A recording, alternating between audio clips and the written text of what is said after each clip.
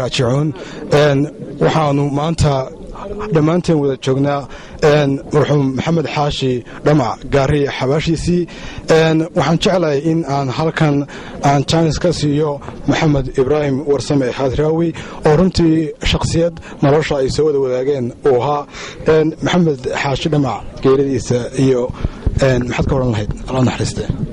wax badan baan ka idhi intiiba aan abdilaahi ka dhigo intii geeridu dhacdaybe mar walba saasuba dee mikrafoonka lee hoosaye aan marka hore idhaahdo inaa lilaahi waa inaa ilayhi raajicuun geeridu waa shay xaq ah oo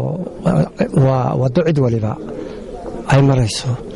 maxamed xaashi dhamac isagoo karaamadiisii sito oo sharafkiisii sito oo kalgacalkii ummadda sito oo hankiisii sitaa ayaynu maanta aasaynaa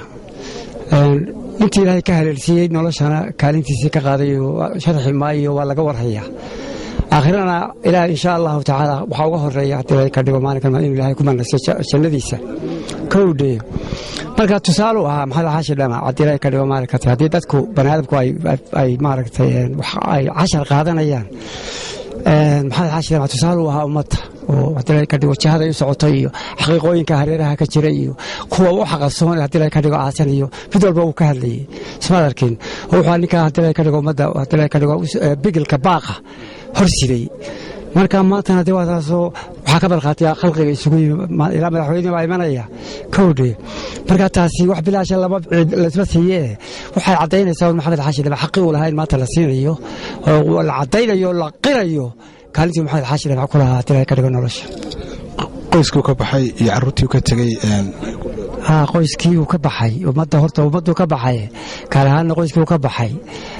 iyaga qudhoodu maanta ma barugadu dee waa laba horta kulleyba waxay ku faraxsan yihiin in ninkii ka tirsanaa qoyska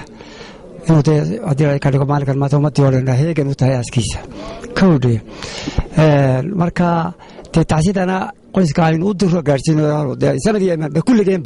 kulligeenba ilaahay naga siiyo isagana naxariista jannada allah ka waraabiyo inana waa daba soconnaaye ciddii ilaahay waxaynu ka baryaynaa inaynu jidkaa badbaadada ku dhiman insha allahu tacaala